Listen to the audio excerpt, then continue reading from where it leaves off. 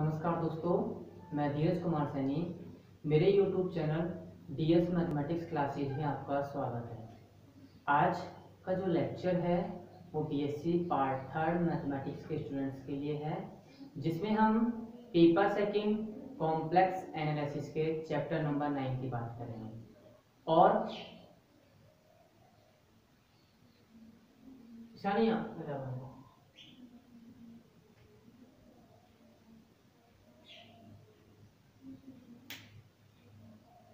नमस्कार दोस्तों, मैं Dheeraj Kumar Saini DS mathematics classes में आपका स्वागत है। आज का जो लेक्चर है वो BSc पार्ट 3 मैथमेटिक्स के स्टूडेंट्स के लिए है, जिसमें हम सेकंड पेपर कॉम्प्लेक्स एनालिसिस के चैप्टर नंबर 9 सिंगुलर पॉइंट्स का अध्ययन करेंगे। ठीक है भाई। और ये चैप्टर नंबर 9 का 10th लेक्चर है।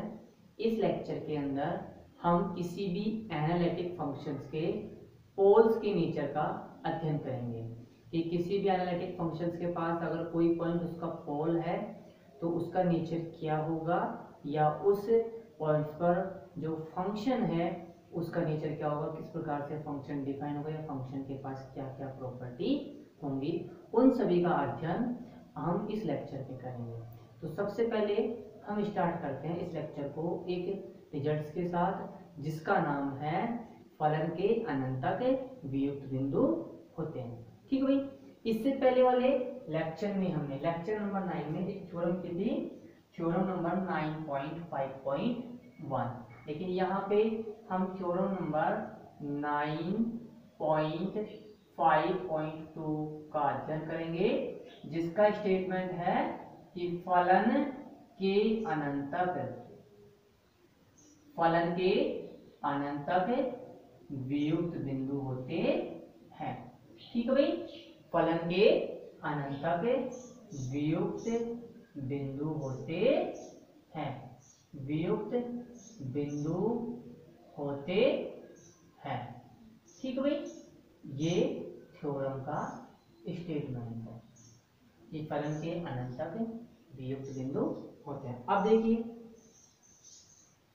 आपको क्या दिया गया स्टेटमेंट के अंदर, आपको स्टेटमेंट के अंदर एक फलन दिया गया है या फिर एक कॉम्प्लेक्स फंक्शन दिया गया है, जो कि कॉम्प्लेक्स वेरिएबल z में डिफाइन है किस पर, डोमेन D पर। और ये जो डोमेन D है ये क्या है, कॉम्प्लेक्स नंबर्स के सेट का कोई भी नॉन एम्प्टी सबसेट। ठीक है भाई। और किस प्रकार से डिफाइन है कॉम्प्लेक्स फंक्शन, ये कॉम्प्लेक्स फंक्शन डिफाइन है f ऑफ z बराबर w बराबर u प्लस आयोटा v, जहाँ पे u स्मॉल u और स्मॉल v क्या होते हैं, वास्तविक चरों x और y के वास्तविक मान फलन होते हैं। ये इंफॉर्मेशन तो हमें कहाँ दी गई है, स्टेटमेंट में दी गई। तो सबसे पहले इस इंफॉर्मेशन को लिखते हैं कि आपको क्या क्या दिया गया है। ठीक है। तो देखिए, दिया गया है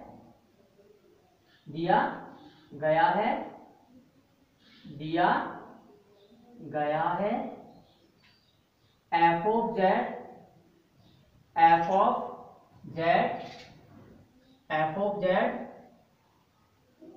सम्मिश्र चर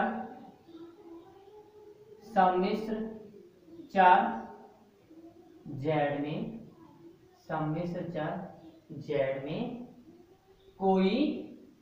कोई सम्मिश्र फलन है।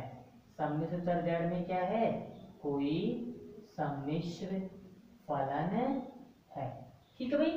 सम्मिश्र फलन है जो प्रांत D पर परिभाषित है, या जो प्रांत D पर निम्न प्रकार परिभाषित है, जो प्रांत D पर निम्न प्रकार परिभाषित है।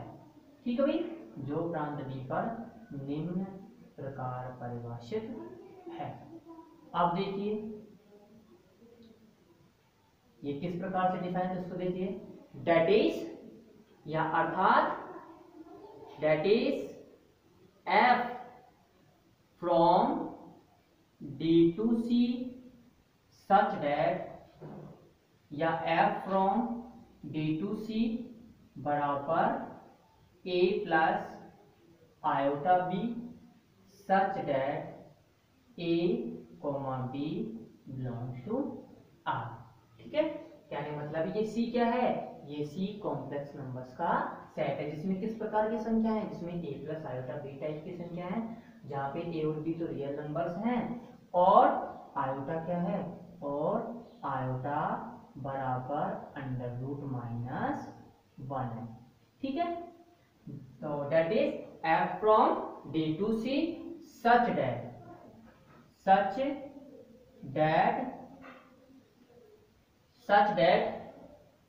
f of z बराबर w बराबर u प्लस आयोटा v। ठीक है, that is f of z बराबर w बराबर u प्लस आयोटा v, जहां u तथा v वास्तविक चरों, जहां u तथा v वास्तविक चरों x व y के कैसे फंक्शन है, वास्तविक मान फलन है। x व y के वास्तविक मान फलन है। ठीक भाई, कैसे फंक्शन है, वास्तविक मान फलन है। तथा z बराबर x प्लस आयोटा y और phi does not equal to d subset of c। ठीक है, जहाँ पे d क्या है, जहाँ पे d कॉम्प्लेक्स नंबर्स के सेट का कोई मोनोपिटी सबसेट। अब देखो आगे आपको क्या दिया गया, अनंतक के फलन के अनंतक। ठीक है, तो आपको अनंतक मानना है कि माना कि डोमेन से आप कोई पॉइंट लीजिए, वो पॉइंट क्या है, या वो पॉइंट इस फलन f ऑफ z का अनंतक है, या फिर आप कोई भी एनी पॉइंट लीजिए जो कि क्या हो, इस फंक्शन का पोल हो। मतलब इस फंक्शन का उस पॉइंट पर इस फंक्शन की वैल्यू क्या होनी चाहिए, इस फंक्शन की वैल्यू डिफाइन नहीं होनी चाहिए। कहने का मतलब है उस पॉइंट पर फंक्शन खुद डिफाइन नहीं होना चाहिए। तो देखिए माना z बराबर a, f ऑफ z का, माना z बराबर a, f ऑफ z का कोटि m का कोई अनंतक है, कोटि m का कोई अनंतक है। ठीक भाई, z बराबर a क्या है, f ऑफ z का कोटि m का कोई अनंतक है। अनंतक है तो आप क्या कह सकते हो, अर्थात z बराबर a के प्रतिवेश में, अर्थात z बराबर a के प्रतिवेश में फलन f ऑफ z का, फलन f ऑफ z के लॉरेंट प्रसार के मुख्य भाग में, के लॉरेंट प्रसार के मुख्य भाग में, लॉरेंट प्रसार के मुख्य भाग में पदों की संख्या, मुख्य भाग में पदों की संख्या क्या हो, सीमित हो। मुख्य भाग में पदों की संख्या सीमित हो। ठीक है भाई, मुख्य भाग में पदों की संख्या क्या हो, सीमित हो। सीमित हो कहने का मतलब है कि उन मुख्य भाग के अंदर जो भी आपके पास पद आ रहे हैं उन पदों की संख्या क्या होनी चाहिए, गिनी जा सके ऐसी संख्या होनी चाहिए। ठीक भाई, मतलब उन पदों की संख्या कोई फाइनाइट नंबर हो, इनफाइनाइट नंबर ना हो। ठीक है, अब देखो कोटि m का अनंतक तो आपने लिख दिया कि z बराबर a के प्रतिवेश में फलन f ऑफ z के लॉरेंट प्रसार के मुख्य भागों पदों की संख्या क्या हो, सीमित हो तो फलन f ऑफ z का z बराबर a पर लॉरेंट प्रसार लिखो, मतलब लॉरेंट प्रसार लिखना है आपको, that is f of z बराबर समीशन n बराबर 0 to infinity an z minus a की whole power n plus summation n बराबर 1 to small n b n z minus a की होल पावर माइनस एन। ठीक है, मतलब आपने बताया कि जेड बराबर है एफ ऑफ जेड का कोटि एम का अनंतक है, तो आपने क्या कहा, अगर अनंतक है तो इस फलन के लिए, इस फलन के लॉरेंट प्रसार के मुख्य भागों पदों की संख्या क्या होनी चाहिए, सीमित होनी चाहिए। अगर लॉरेंट प्रसार के मुख्य भागों पदों की संख्या सीमित है तो इसका लॉरेंट प्रसार लिखो, तो लॉरेंट प्रसार ये होगा किस पॉइंट पे, जेड बराबर 1 पर। ठीक है, अब देखो आपको सिर्फ क्या करना है कि ये जो अनंतक होते हैं वियुक्त बिंदु होते हैं, अनंतक वियुक्त बिंदु होता है, कहने का मतलब है जो पॉइंट इस फंक्शन का पोल है उस पोल के नेबरहुड में, उस पोल के किसी भी नेबरहुड में फलन एफ ऑफ जेड का कोई दूसरा अनंतक नहीं मिलना चाहिए। ठीक है भाई, जैसे आपने इस जेड बराबर ए का आपने नेबरहुड बनाया, ठीक है, जेड बराबर ए का नेबरहुड बनाओगे तो कोई सर्किल बनाओगे, ठीक है, आप आर रेडियस का कोई सर्किल बनाओगे तो इस आर रेडियस के सर्किल, आपने आर रेडियस का सर्किल बनाया, ठीक है, जेड बराबर देखो, तो इस जेड बराबर ए का डिलीटेड डेल्टा, सॉरी, इस जेड बराबर ए का डिलीटेड डेल्टा नेबरहुड बनाओ। ठीक है, डिलीटेड डेल्टा नेबरहुड बनाते हो, डिलीटेड डेल्टा नेबरहुड बनाते हो तो उन कॉम्प्लेक्स नंबर को ही तो लोगे आप जो कि किसका पालन कर रहे हो, जो कि इस इक्वेशन का पालन कर रहे हो।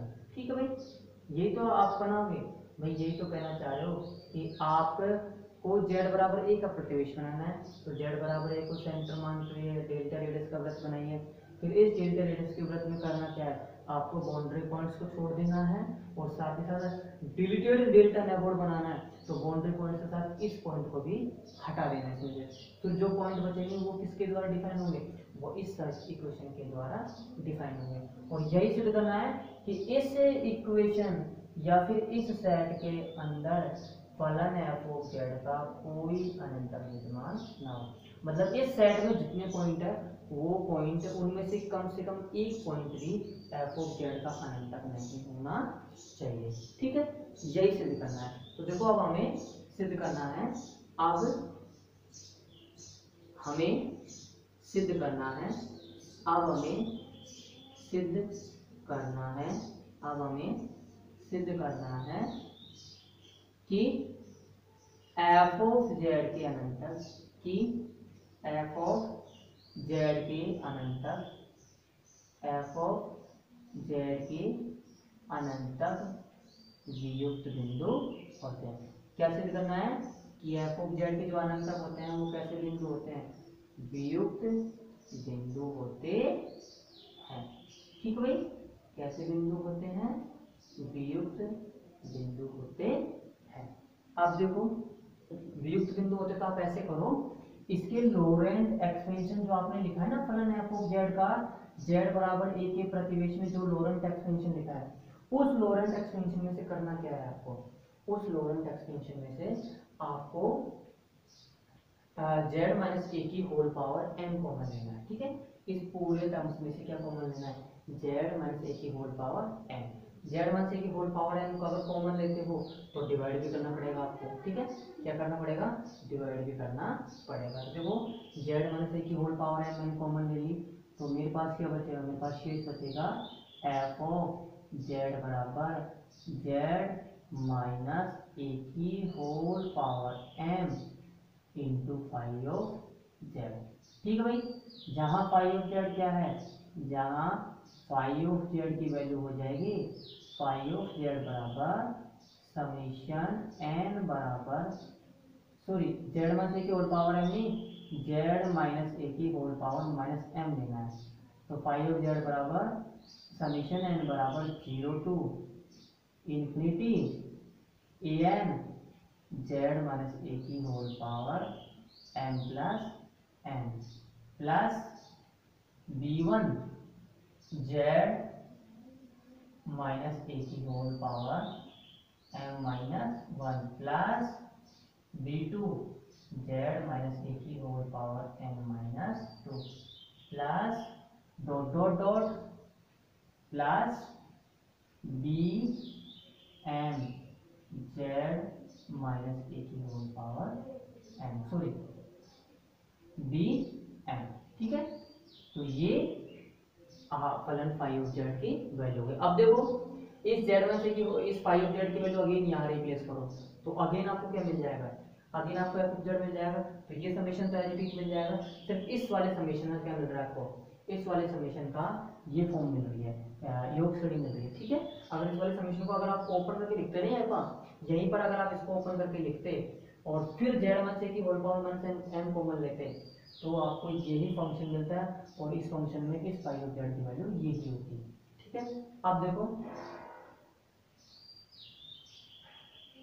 आता है, या फिर ऐसे देखो, आप देखते हो आपने फाइव ऑफ जेड डिफाइन किया। ठीक है, फाइव जेड आपने डिफाइन किया है, साथ ही साथ आपको क्या क्या पता है कि जेड बराबर ए, जेड बराबर ए क्या है, एफ ऑफ जेड का कोटि एम का अनंतक है, कोटि एम का अनंतक है, तो इसके एमवे गुणांक है, इसके लॉरेंट प्रसार के मुख्य भाग का जो एमवा गुणांक होगा उसका मान तो क्या होगा, नॉन जीरो का। हाँ, हो सकता है किसी और का मान, तो इससे पहले जो कोफिशिएंट आ रहे हैं bm से पहले वाले कोफिशिएंट, जैसे मान लो b1 हुआ b2 हुआ, इन सब के मान भले ही जीरो हो सकते हैं, लेकिन अगर कोटि m का अनंतक है तो लॉरेंट प्रसार के मुख्य भाग में एमवे पद का जो एमवे पद गुणांक है उसका मान क्या होगा, नॉन जीरो होगा। तो यहाँ पे ये bm का मान क्या है, नॉन जीरो है। अब आप z बराबर ए पर देखो, z बराबर ए पर वैल्यू फाइंड आउट करो फाइव जेड की, तो ये जीरो ये जीरो ये जीरो सभी जीरो हो गई, सिर्फ क्या बच रहा है आपके पास शेष फाइव ऑफ एम बच रहा है, सॉरी बी एम बच रहा है। तो क्योंकि z बराबर बिंदु z बराबर ए पर, क्योंकि बिंदु z बराबर ए पर फाइव जेड की वैल्यू क्या है, फाइव जेड की वैल्यू है फाइव ऑफ ए, और ये किसके बराबर है, ये बराबर है बी एम की, जहाँ बी एम किसके इक्वल नहीं है, जीरो के इक्वल नहीं है।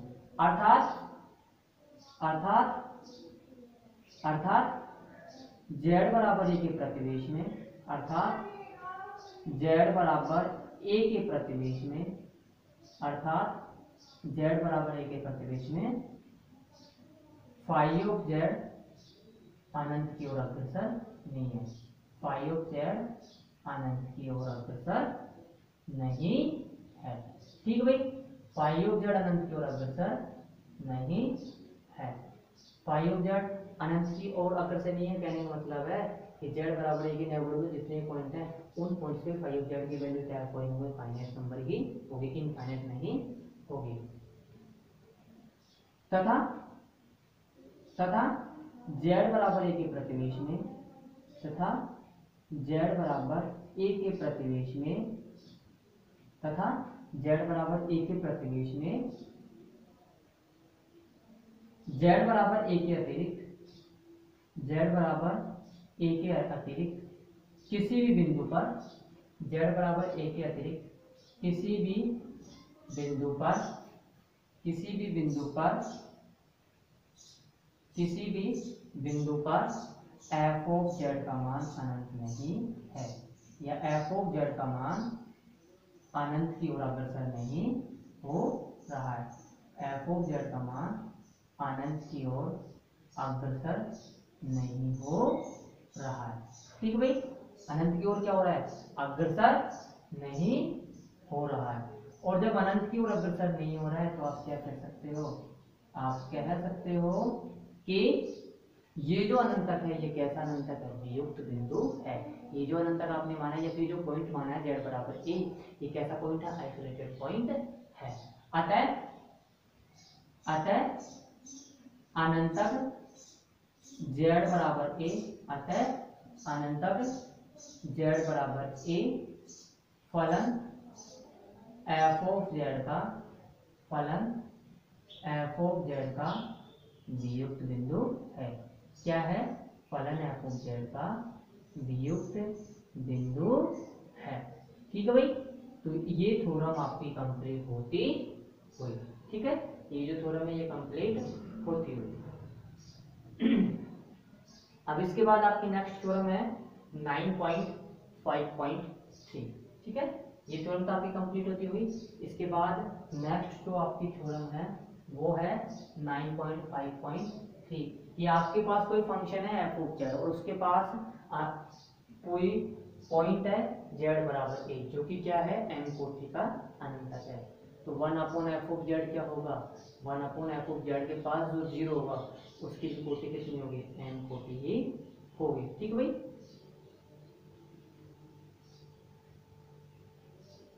तो स्टेटमेंट देख लीजिए।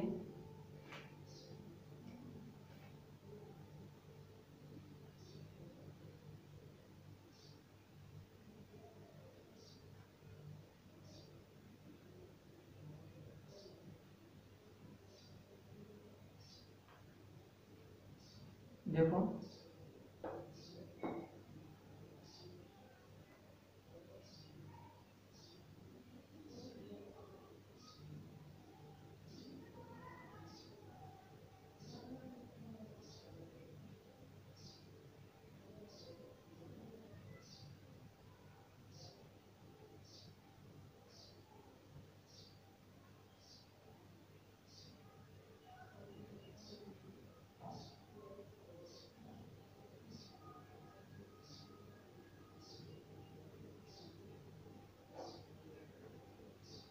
स्टेटमेंट देख लीजिए।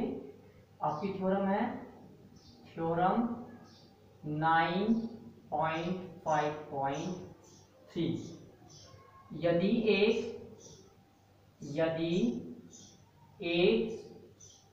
विश्लेषिक फलन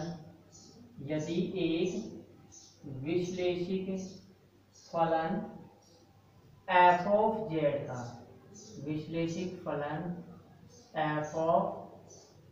जेड का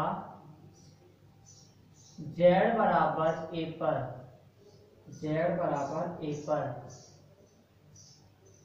एम घात का अनंतक हो, जेड बराबर ए पर एम घात का अनंतक हो, एम घात का अनंतक हो, एम घात का अनंतक हो, तो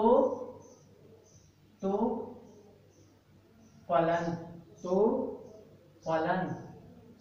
1/f(z), तो फलन 1/f(z) का z बराबर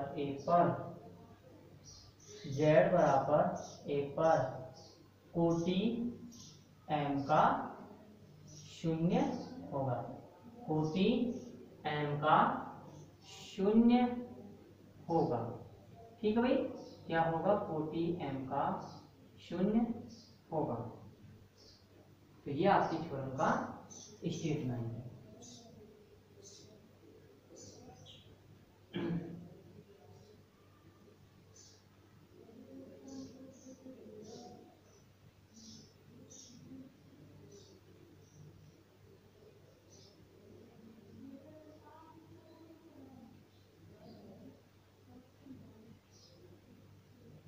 देखिए इस थ्योरम का प्रूफ देखिए। आपको एक एनालिटिक फंक्शन दिया गया है एफ ऑफ जेड। ठीक भाई, एनालिटिक फंक्शन है मतलब एक कॉम्प्लेक्स फंक्शन डिफाइन, आपको कॉम्प्लेक्स फंक्शन दिया गया है किसके अंदर, कॉम्प्लेक्स वेरिएबल जेड के अंदर, और किस पर डिफाइन है, डोमेन डी पर डिफाइन है, जहां पर डोमेन डी कॉम्प्लेक्स नंबर्स के सेट का कोई नॉन एम्प्टी सबसेट है। साथ ही साथ फंक्शन किस प्रकार से डिफाइन है, फंक्शन डिफाइन है एफ ऑफ जेड बराबर डब्ल्यू बराबर यू प्लस आयोटा वी, जहां यू और वी तो क्या है, वास्तविक चरों एक्स और वाई के वास्तविक मान फलन है। ठीक है भाई, तो ये आपको एक एनालिटिक फंक्शन दिया गया है। अब देखो इस एनालिटिक फंक्शन का क्या है, एक अनंतक दिया गया है, जेड बराबर ए क्या दिया गया, अनंतक दिया गया है, जिसका ऑर्डर कितना है, जिसका ऑर्डर है n। ठीक है, जिसका ऑर्डर कितना है इस अनंतक का, इस अनंतक का ऑर्डर है n। तो आपको क्या शो करना है, आपको शो करना है कि फलन 1/f(z) का, जो फलन 1/f(z) का इस पॉइंट पे क्या मिलेगा, 0 मिलेगा, जिसका ऑर्डर कितना होगा, जिसका ऑर्डर भी m ही होगा। ठीक है भाई, एक फलन 1/f तो फलन 1/f(z) का 0 होगा इस पॉइंट पे, ये पॉइंट क्या होगा, z बराबर a, इस फलन का 0 होगा, और कितने ऑर्डर का होगा, m ऑर्डर का 0 होगा। तो ठीक है, तो देखो सबसे पहले क्या दिया गया, एक विश्लेषित फलन दिया गया है। तो जो जो इन्फॉर्मेशन दी गई है वो देखो स्टेटमेंट में, स्टेटमेंट में आपको एक विश्लेषित फलन दिया गया है। तो लिखिए दिया गया है f ऑफ z, दिया गया है f ऑफ z सम्मिश्र चर z में, सम्मिश्र चर z में कोई सम्मिश्र फलन है, कोई सम्मिश्र फलन है जो प्रांत d पर निम्न प्रकार परिभाषित है, जो प्रांत d पर निम्न प्रकार परिभाषित है, जो प्रांत d पर निम्न प्रकार परिभाषित है। ठीक है भाई, जो कि प्रांत d पर निम्न प्रकार परिभाषित है। किस प्रकार से वो देखिए, that is f from d to c बराबर a plus iota b such that a b belongs to real numbers and iota बराबर क्या है, अंडर रूट -1। ठीक है, that is f from d to c बराबर a plus iota b such that a b belongs to r, iota बराबर under root -1 such that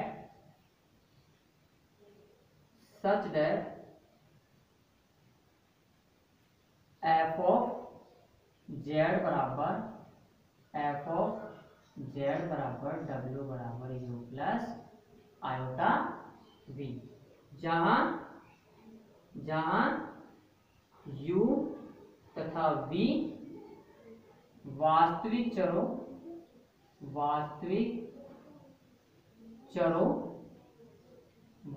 चरों x व y के वास्तविक मान फलन है, x व y के वास्तविक मान फलन है, x व y के वास्तविक मान फलन है, तथा z बराबर x प्लस आयोटा y और phi does not equal to be subset of C, और phi does not equal to be subset of C. ठीक है, ये तो आपको फंक्शन के बारे में दे दिया। अब साथ साथ इस फलन में क्या दिया गया, f ऑफ z का z बराबर 1 पर अनंत तक दिया गया है, इसका ऑर्डर कितना है m। ठीक है, तो तथा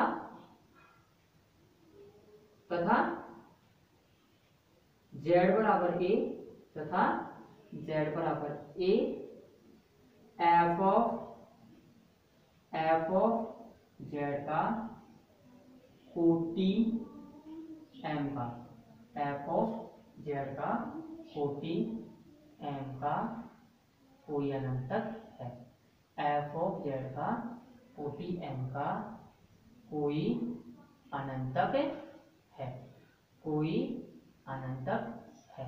ठीक भाई, क्या है, z बराबर a, f ऑफ z का कोटि m का कोई अनंतक है, कोटि m का अनंतक तभी आपने फंक्शन डिफाइन किया था किस प्रकार से कि f ऑफ z बराबर z माइनस a की whole power -m into phi of z, जहां पे फाई ऑफ z की वैल्यू ये है।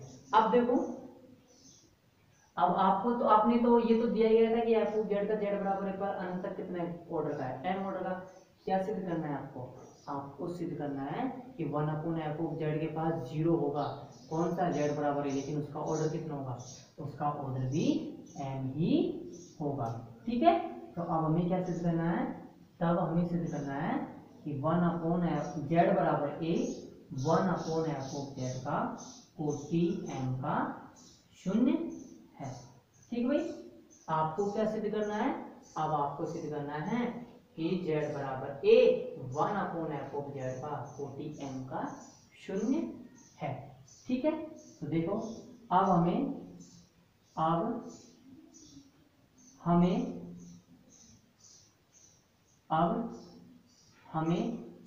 सिद्ध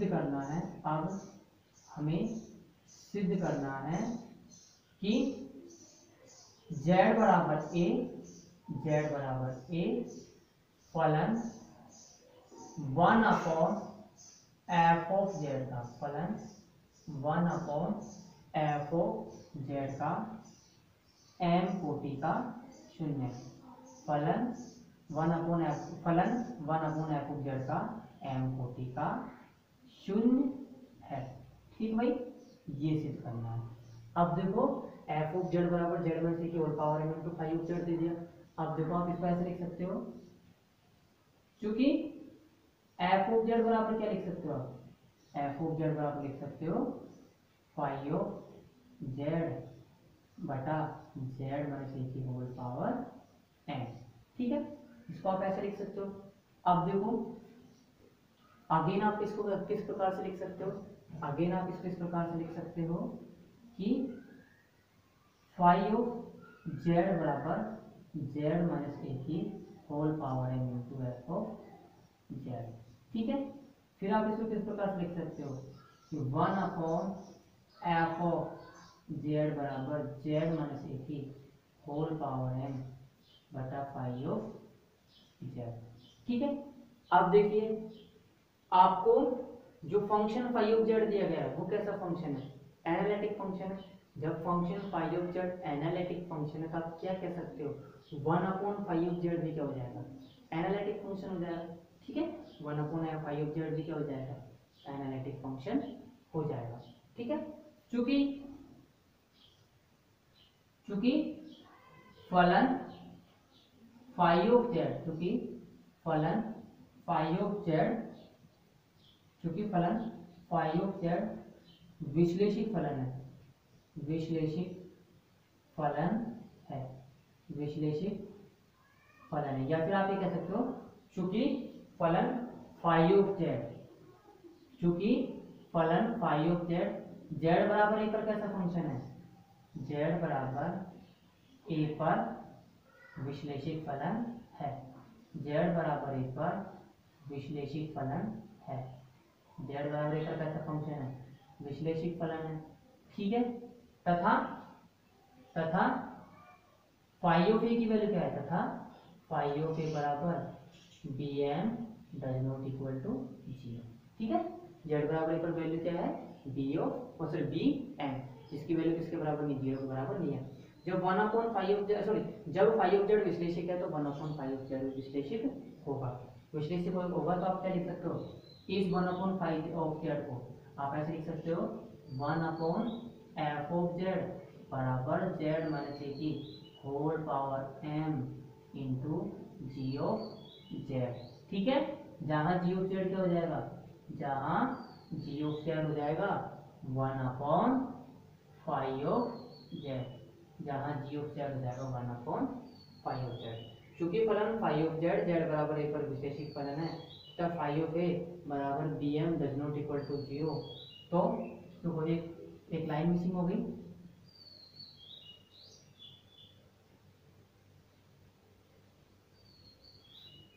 तो 1/फाई(z) बराबर g(z) भी z बराबर ए पर कैसा फंक्शन होगा, z बराबर ए पर विश्लेषिक फलन होगा, z बराबर ए पर कैसा फंक्शन होगा, विश्लेषिक फलन होगा। ठीक है भाई, कैसा फंक्शन होगा, विश्लेषिक फलन होगा। अब देखो विश्लेषिक फलन होगा तो आप इस कैसे लिख सकते हैं, इस फंक्शन को आप लिख सकते हो किस प्रकार से,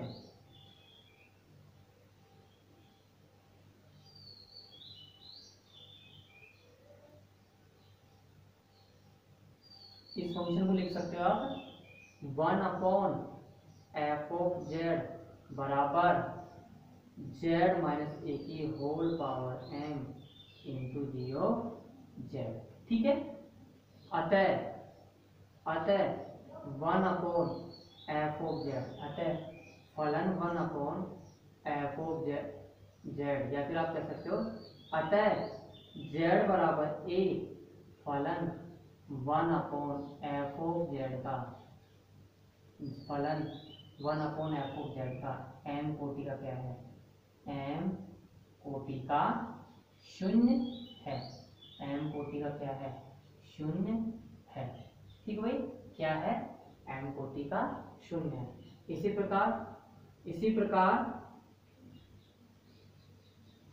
इसी प्रकार हम इस प्रमेय का विलोमतय भी सिद्ध कर सकते हैं। इसी प्रकार हम इस प्रमेय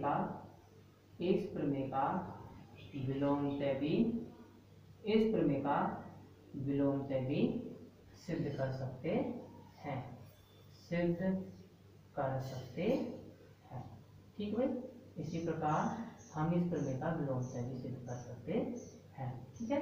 तो ये आपकी थ्योरम कंप्लीट होती हुई, थ्योरम नंबर 9.5.3 कंप्लीट होती हुई, ठीक है। तो आज की जो क्लास है वो यहीं पे कंप्लीट होती हुई, और साथ के साथ आपको अगर ये वीडियो अच्छी लगे तो लाइक करें, शेयर करें, और साथ के साथ चैनल को सब्सक्राइब जरूर करें, ठीक है। धन्यवाद।